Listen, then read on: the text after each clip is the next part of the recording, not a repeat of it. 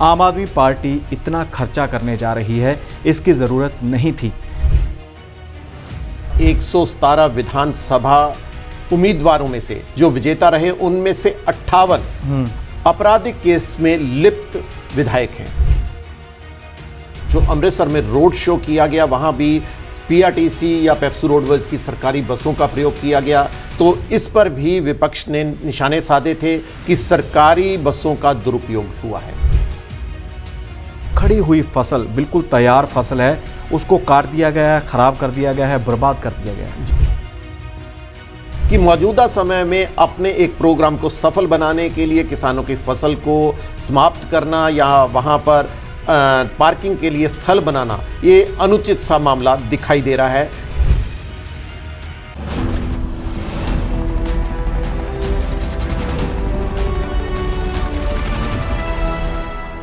नमस्कार, D5 channel Hindi का खास कार्यक्रम पॉलिटिक्स 2022 देख रहे सभी दर्शकों का मैं धर्मेंद्र संधू स्वागत करता हूं। इस कार्यक्रम में हम चर्चा करते हैं विधानसभा चुनाव के ऊपर। चर्चा करते हैं विधानसभा चुनाव के बाद किसकी सरकार बनने जा रही है। भगवंत मान सरकार बनाने जा रहे हैं। शपथ ग्रहण समारोह होगा, खटखड़ कलां गाँव है, वहाँ पर बड़े शामैने लगाए जा रहे हैं और 25,000 गाड़ियों के खड़े करने के लिए भी वहाँ पर व्यवस्था की गई है। तो इन सभी मुद्दों के ऊपर बातचीत करेंगे। हमारे साथ मौजूद हैं सीनियर पत्रकार प्रदीप शाही जी। शाही जी, आपका स्वागत है। नमस्कार। शाही जी, भगवंत मान 92 सीटें उनकी पार्टी को मिली, आम आदमी पार्टी को जी। सरकार बनाने जा रहे हैं। खटखड़ कलां में उनका शपथ ग्रहण समारोह होगा, कल होगा।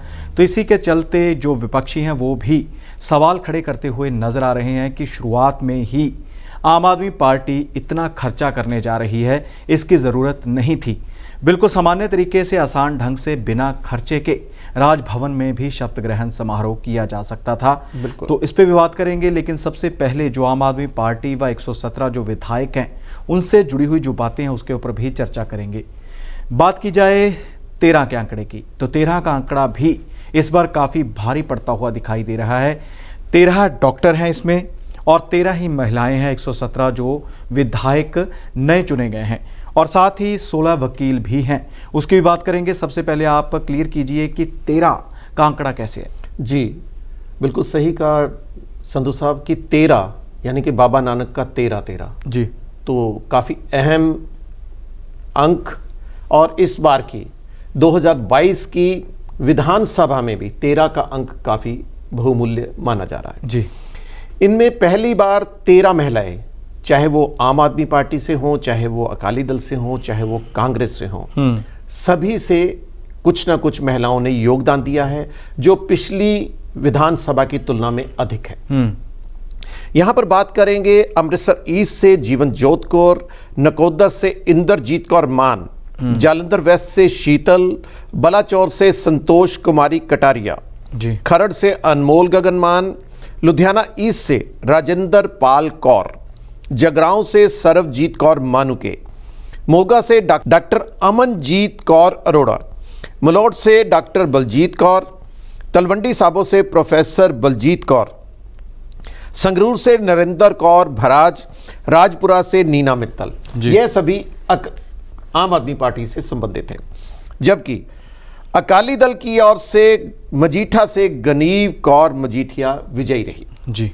वहीं डॉक्टरों की बात करें तो पंजाब विधानसभा 2022 में 13 डॉक्टर भी शामिल हैं, जिनमें डॉक्टर बलबीर पटियाला से डॉक्टर सुखविंदर कुमार सुखी जी, अकाली दल से हैं वो बंगा से, डॉक्टर राजकुमार चब्बेवाल कांग्रेस से चब्बेवाल से, डॉक्टर कश्मीर सिंह सोहल तरन तारण से आम आदमी पार्टी, डॉक्टर रबजोत सिंह आम आदमी पार्टी शाम 84 से, डॉक्टर चरणजीत सिंह जिन्होंने चमकौर साहब से मुख्यमंत्री चरणजीत सिंह चन्नी को पराजित किया, वह भी आम आदमी पार्टी से हैं, डॉक्टर नछत्तर सिंह नवांशहर से बहुजन समाज पार्टी से, डॉक्टर इंदरबीर सिंह अमृतसर से आम आदमी पार्टी, डॉक्टर जसविंदर संधू अमृतसर से आम आदमी पार्टी, डॉक्टर अजय गुप्ता अमृतसर से आम आदमी पार्टी, डॉक्टर विजय कुमार मानसा से,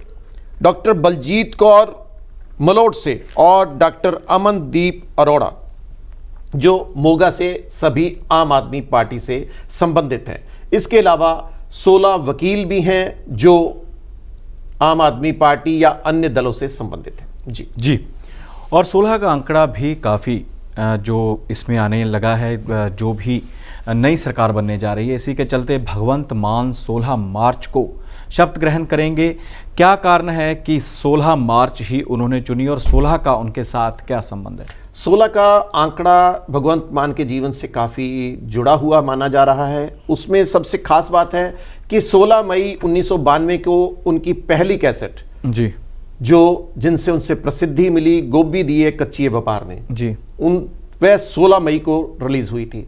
और उसी साल 16 दिसंबर 1992 को उनकी दूसरी कैसेट कुल्फी गर्मा गर्म भी रिलीज हुई। ये दोनों 16 तारीख को रिलीज हुई। इसके अलावा एक दिन वो भी अहम है, चाहे वो भगवंत मान के जीवन से काफ़ी दुखों से भरा रहा, वह है 16 मई 2011 जब उनके पिता मनोहर सिंह का देहांत हुआ था।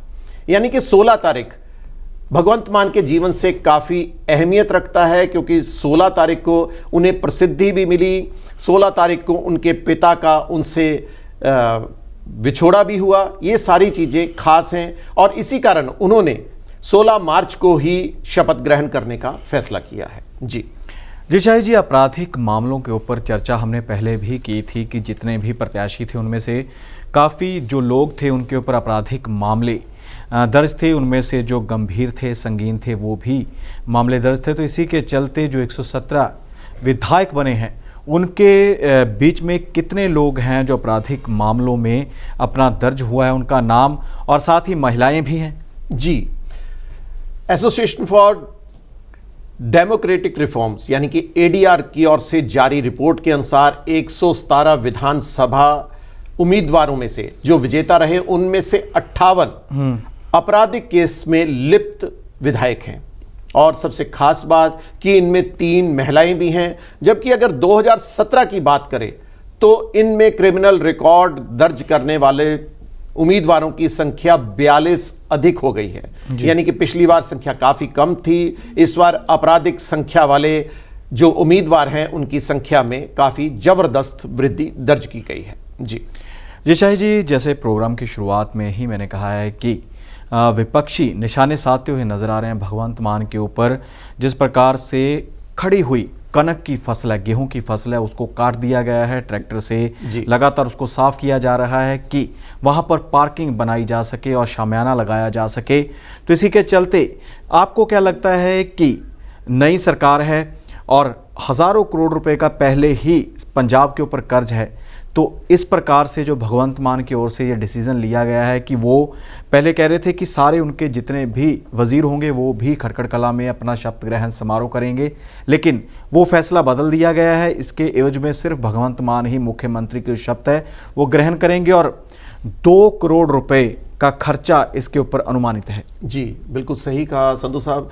यानी कि शपथ ग्रहण से पहले भी जो अमृतसर में रोड शो किया गया, वहां भी पीआरटीसी या पेप्सू रोडवेज की सरकारी बसों का प्रयोग किया गया, तो इस पर भी विपक्ष ने निशाने साधे थे कि सरकारी बसों का दुरुपयोग हुआ है। जी, चाहे पार्टी की ओर से इसके ऊपर अपना खंडन भी किया गया कि हम इनको पेमेंट जारी कर रहे हैं, परंतु बात यह नहीं होती है कि भी पेमेंट जारी करने के बाद आप अपने आप को बचाव की मुद्रा में ला दें। वही स्थिति खटखड़ कला में भी है। तो इतनी भारी भरकम राशि खर्च करने की जो लोगों की भी राय है कि नहीं होना चाहिए, क्योंकि 3 लाख करोड़ के आसपास पंजाब पर कर्ज चढ़ा हुआ है और ऐसी स्थिति में जितना भी फंड बचाया जा सके वो बेहद जरूरी हो चुका है।